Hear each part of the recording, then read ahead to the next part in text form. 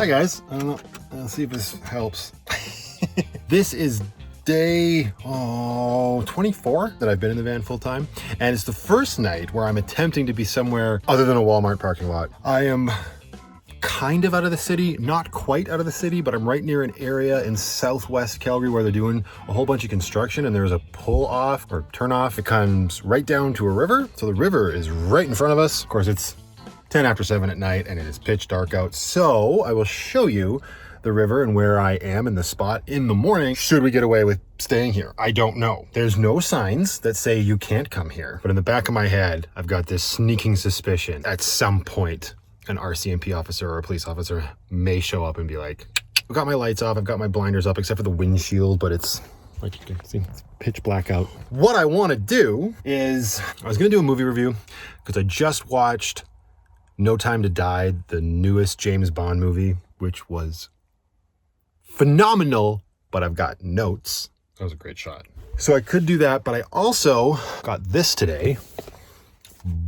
Bada bing, bada boom. From the company Renogy, which is the same company as my DC to DC charger. And I want to get this installed because I've just been playing a guessing game with my batteries in terms of like where their charge is at. And I think I've been overestimating the charge that the DC to DC has been giving it on my tooling around the city. Like I know that short drives don't do much, but I think I was still banking a lot, like driving from one end of the city to the next. And I still don't think that was enough. So the last time I shore charged, I think I actually brought them up to full, and then I had to add some water because they are flooded batteries. But yeah, a battery monitor to tell me where my levels are actually at, and this thing apparently will show me what's going in when they're being charged and whatnot. So the thing that sucks is that I'm going to have to tear out most of the wiring that I've done into my battery box. Well, not tear the wiring out so much, but I got to tear out all the silicone around the wires that enter the battery box, because the way it gets set up, you know what? I'll just show you when we get there, but it's going to be a nightmare to do. I'm going to have to do it without the house lights on because at one point or another, it's all going to be disconnected because of the way I have to wire the monitor in. So that's number one. And number two, I'm going to have to move all of my cushions, all of my blankets, all the way up here to the front of the van. And then the foam mattress is also going to have to kind of come right here into the kitchen area so that I can fold my bed open and get to the battery box, which is going to be a time. And I know what's going to happen. I'm going to get it all moved. I'm going to get the bed folded down. I'm going to get the battery disconnected. And then there's going to be that knock on the door. Fingers crossed that does not happen. But yeah, this is kind of cool. At the same time, like in the back of my head, I've been thinking I need to do somewhere else instead of a Walmart parking lot. Like the thing is, Walmart parking lots, huge part of van life. They just are awesome and they're just readily available and they're so easy to go to and nobody bothers you. I haven't had a single problem. For all intents and purposes, it's been comfortable there. One part of me wants to be like, well, we need to start being a little bit adventurous. If I can make it through the night and stay here without problem, it's going to be a beautiful morning in terms of the scenery. I mean, even better than a Walmart parking lot. I don't know what's going to happen. This vlog's entry is going to go one of two ways. It's either going to have obscure footage of me talking to a police officer who's attempting to remove me from this location, or it's just going to be me installing the Renogy empowered battery monitor. Yes, I was reading that off the box, so I didn't screw it up. Oh, and just one more thing before we get started. I cannot for the life of me find my little mini tripod, so it's going to be super interesting how I'm going to be able to position the phone on the van, because I'm probably going to give it one more attempt to look through everywhere. Like, where does it go? It's not that big in here, and the tripod also has my clamp for my phone on it, so it's just like, I've literally got no way of holding my phone up. Hashtag Vanlife. Oh, there goes the van interior light. Oh man, this is going to be a time. Okay, well, hopefully my flashlight doesn't run out before I can get this done, and I could not find that tripod, and I'm done stressing myself out trying to find it. Little things like that definitely make me lose my mind sometimes. Like I just had the darn... Found it.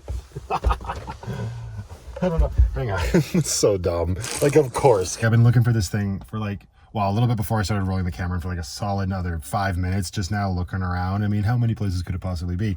And then I like, screw it. If I get distracted, I'm not going to film anything tonight, and then this is all going to be a waste. So I just turn the camera on, position it. I just sitting right here. And then I just decide to, as soon as that rolls, I decide to look. Sure enough, I just peek down here. Yeah, let me see. There it is.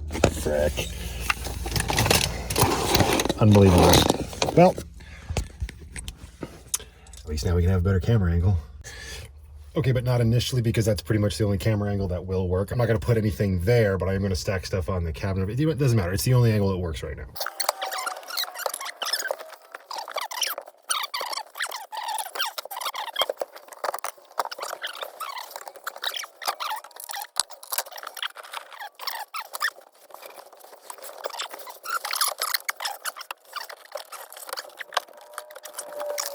I mean, my bed just being there doesn't make it look great, but okay, this is what we need to get at. This is where all my electrical system is. This is where my stove ended up, for those that have noticed that it's no longer there. I'm also considering getting rid of it because I got my Jetboil stove. This is just a paperweight at this point. Curious? You gonna help?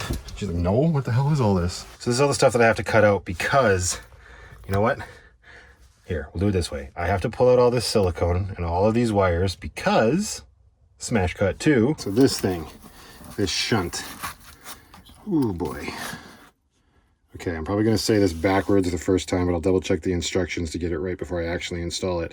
But basically what needs to happen is there's gonna be one negative cable, which is gonna be which bloody one? One negative cable running from here to the battery, and then all of the negative loads that are currently on the battery have to get attached to the other side, so this can actually read all of the stuff that's coming in and going out of the battery. That's how I understand it. Pretty straightforward. That's why I have to remove those if I want the shunt to be like out here, right, or here or something. So I either have to pull out all of the silicone to get all the wires out and mount this on the outside of the box, or just make one new hole for the wire to come out to go to the actual screen.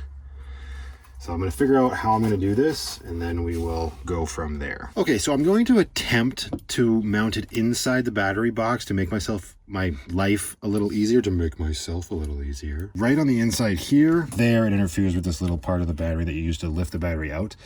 If I mount it here, if I need to remove the batteries, I could disconnect everything, remove this one first, and then this one should slide past it, although now that I'm looking at it, it might not. We're going to attempt this. And one thing that I noticed was really cool.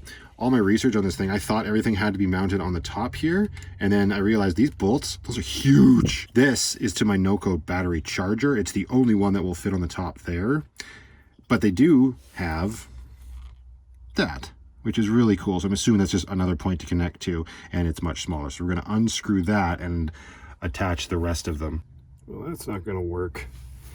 So I got a problem already. So I made this one. This ring is very large, and I don't know that that's going to be the best connector on there. I don't know if you can see, you probably can't, but that ring is just too large for the surface area on the shunt.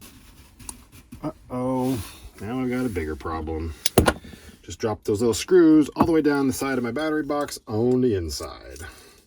And there's not enough room to get them with my hands. And they're not magnetic. Okay, great success. Wait, hang on. I gotta get this over the lip of the box. I was able to shove my hand in there. Kind of hurt, so I'm not filming it. I've got the washer pinned against the side of the battery box. Ha! Got it. All right, gonna be a little bit more careful this time. Okay, so I did have one idea. I was digging out all of my little connectors and my wire strippers and all of that stuff. And I remembered, or I didn't remember, but I noticed that I had one of these that I bought a while ago. It's just something that's in my junk drawer. Now, this would be great because then you could just attach this to the big bolt here, and then you could attach all your negatives to that, as opposed to messing around with this little screw in here, right? Unfortunately, mine is just too large. I don't know if they make them smaller or not, but if they do and you have some on hand, that's probably the route I would have gone. But since I can't, where I'm going to start first is putting a smaller connector on this wire. And this negative wire here, this is the one that powers my fuse box, where most of my stuff is run from. It's probably the reason that my lights flicker when my diesel heater is running. That sounds like a problem for another day. So right now, all we're going to do is snip this guy off. Good. And this, sure. I think this is 10 gauge. There goes my shunt. Yep, 10 gauge. Uh-oh. Talking a big game, and this one might not work. It's really messing up those wires. Okay, hang on. I gotta see if I got different connectors. Okay, I'm gonna attempt to use one of these guys that came in that whole little set that I got when I was installing my DC-DC charger. That is very large, but I'm hoping we can crush that down enough, and I'm hoping I don't have to use my stupid whack it with a hammer crimper, and that I'll be able to do it with just these. First thing I'm going to do is cut a little bit more of this wire off and strip it, because some of that blue crap, like the blue plastic from the connector, I actually ended up peeling some of it off onto the wire. Yikes. Get a little twisty twist. That's why the blue didn't work, because 10 gauge is actually the yellow connectors, whatever. There we go. So I just went a step down. I used the 16 to 14, the blue dot, to crimp that on there. I'm okay with it, whatever. We're going to test this all too before we mount anything permanently, obviously. It's going to go right there. Perfect. That is a much better size for me. Now my next concern is this guy. He's a little large, but frick. I really don't want to recut this wire, because this is the one I had to use my hammer. What is this? Oh, fuck. It's a DC to DC charger cable. Okay, so I'm not going to film it because it's going to take... I'm in an awkward position right now, but I'm just going to mount those two into here with that little screw, and try not to drop the screw inside the battery box again. Be right back. Okay, so I've been pissing around with this for the last little bit because figuring out what I need. I've got my whole little collection of lugs out here, going through them, seeing which ones fit. I've got 2 lugs that will fit on these very large bolts that came on the shunt, and then I realized I was stressing myself out because I was trying to fit it inside the battery box. So I'm going to go with my original plan, which is rip out the silicone and pull the wires through. I'm going to mount the shunt probably right here on the wheel well box, and then re-silicone everything. I think that's going to be the easiest. So what I'm going to do is I'm going to remove the silicone. It's an opportunity to clean that up maybe a little bit, just a little bit. So I'm going to do that, get all the negatives wired to the shunt, and then we'll go from there. Well, that sucks, and I am defeated for the night. I do not have my big gauge wire crimper with me, which is that little pedestal thing that you whack with a hammer. I've got a hammer, well, I've got my hatchet that I could have used, and I have no idea why I didn't pack that into the van, which means it's in my toolbox, hopefully at my cousin's house and not at Sanctuary. There's nothing else I can do. I tried putting all my body weight with these to crimp this guy onto a, I don't even know, 6 gauge cable. Would not stay. I'm lucky that I salvaged it and was able to open it back up again, so hopefully we'll be able to whack that back down, because the problem is I need a cable. They don't supply you a cable to run from the shunt back to your battery, and since that's like all of the loads, I don't want to just use a 10 gauge wire. I don't think that would be very smart. We're gonna have to put a pin in this, and I'm gonna have to rewire everything. Of course, I've pulled out wires and there's silicone out now, so now I just have to live on the edge, and I'm just gonna leave the battery box open and it can vent. It's not, they're newish batteries, they're not gonna off gas because they're not going to be getting a charge, but I need to be able to run my heater tonight because it's going to get cold. So I'm going to have to throw that all back together. Got a wire here on the shunt, got to put that back down on there, and then we'll get to it tomorrow when hopefully that bloody crimper is in my toolbox at my cousin's. Oh man, I remember I said once, oh, it won't be a problem once I'm in the van, I won't forget things. All right, well, hopefully I don't get kicked off of where I am, and we can at least have some nice footage in the next clip. Okay, well, this has to be documented. So remember how I cut that off and put that new connector on there so it would attach to the shunt? Yeah, this is what I get for not preparing, because now that connector is too small to go back onto the negative point where it needs to go. And like I said earlier, that's the negative that runs the fuse box, where my heater's plugged into. So I either have to now cut that connection again, waste that connector end, or make a makeshift wire just to run from the shunt to the negative.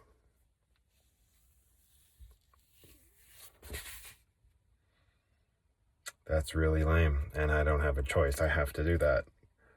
It's that, or use the Mr. Buddy heater. No, I'm not doing that.